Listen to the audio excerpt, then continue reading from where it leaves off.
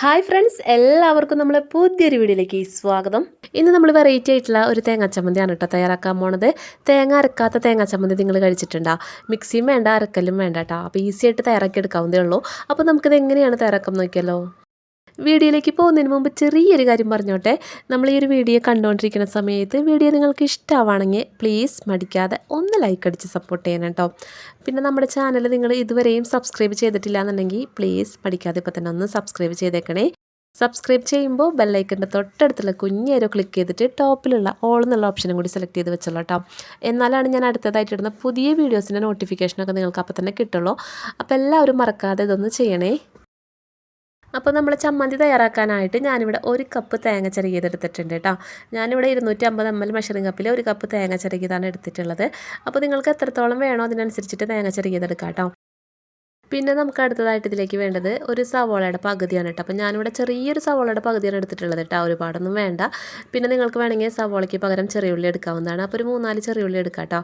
അപ്പോൾ നമുക്ക് എന്തായാലും ഈ സവോള ചെറുതായിട്ടൊന്ന് കട്ട് ചെയ്തെടുത്തിട്ട് വരാം. വളരെ പൊടിയായിട്ടൊന്ന് കട്ട് ചെയ്തെടുക്കാം കേട്ടോ. അങ്ങനത്തെ നമ്മുടെ സവോള നമ്മളിവിടെ കട്ട് ചെയ്തെടുത്തിട്ടുണ്ട് കേട്ടോ. കണ്ടില്ലേ, ഇതുപോലെ വേണം കട്ട് ചെയ്തെടുക്കാനായിട്ട്. വളരെ ചെറിയ പീസുകളായിട്ട് നൈസായിട്ട് തന്നെ കട്ട് ചെയ്തെടുക്കാം കേട്ടോ. മാക്സിമം പൊടിയായിട്ട് തന്നെ കട്ട് ചെയ്തെടുക്കുക. അപ്പോൾ ഇതുപോലെ സവോള കട്ട് ചെയ്ത് മാറ്റി വയ്ക്കാം. ഇനി നമുക്ക് ഒരു പ്ലേറ്റിലേക്ക് നമ്മൾ നേരത്തെ എടുത്തു വെച്ചിട്ടുള്ള നമ്മളെ തേങ്ങ ചിരകിയത് ഇട്ട് കൊടുക്കാം കേട്ടോ. അപ്പോൾ നമ്മൾ കംപ്ലീറ്റ് തേങ്ങ ചിരകിയതും ഇതിലേക്ക് ഇട്ട് കൊടുത്തിട്ടുണ്ട്. പിന്നെ നമ്മൾ പൊടിയായിട്ട് കട്ട് ചെയ്ത് വെച്ചിട്ടുള്ള നമ്മളെ സവോളയും കൂടി നമുക്കിതിലേക്ക് ആഡ് ചെയ്യാം. ഇനി നമുക്കിതിലേക്ക് എരിവിന് ആവശ്യമായിട്ടുള്ള മുളക് പൊടി ചേർത്ത് കൊടുക്കാം കേട്ടോ.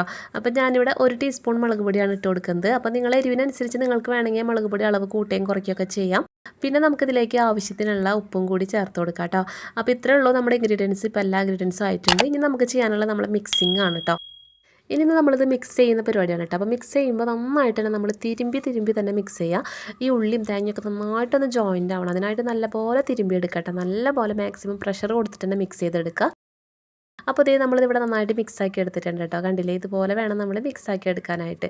ഇപ്പോൾ നമ്മൾ ചമ്മന്തി ഇവിടെ റെഡി ആയിട്ടുണ്ട്. അപ്പോൾ നമുക്കിങ്ങനെ സെർവ് ചെയ്യാം. പിന്നെ നിങ്ങൾക്ക് വേണമെങ്കിൽ ഇതിലേക്ക് കുറച്ച് കടുകും കറിവേപ്പിലൊക്കെ ഒന്ന് താളിച്ചിട്ടൊന്ന് മിക്സ് ആക്കിയിട്ടൊന്ന് ചൂടാക്കി എടുക്കാം കേട്ടോ. പക്ഷേ ഞാനിവിടെ ഇങ്ങനെ തന്നെയാണ് കേട്ടോ സെർവ് ചെയ്യുന്നത്. നല്ല ടേസ്റ്റി ആയിട്ടുള്ള ചമ്മന്തി തന്നെയാണ്. നമ്മൾ അമ്മിയിൽ അരച്ചെടുത്തിട്ടുള്ള ചമ്മന്തി പോലെ തന്നെ നല്ല ടേസ്റ്റ് തന്നെയാണ് കേട്ടോ. അപ്പോൾ നിങ്ങൾ ഇതുപോലെ ട്രൈ ചെയ്ത് നോക്കിയിട്ടില്ല എന്നുണ്ടെങ്കിൽ തീർച്ചയായിട്ടും ഒന്ന് ട്രൈ ചെയ്ത് നോക്കണം കേട്ടോ. ട്രൈ ചെയ്തിട്ട് നിങ്ങളുടെ ഫീഡ്ബാക്സൊക്കെ കമൻറ്റിലൂടെ അറിയിക്കാനായിട്ട് മറന്നു വരുത്.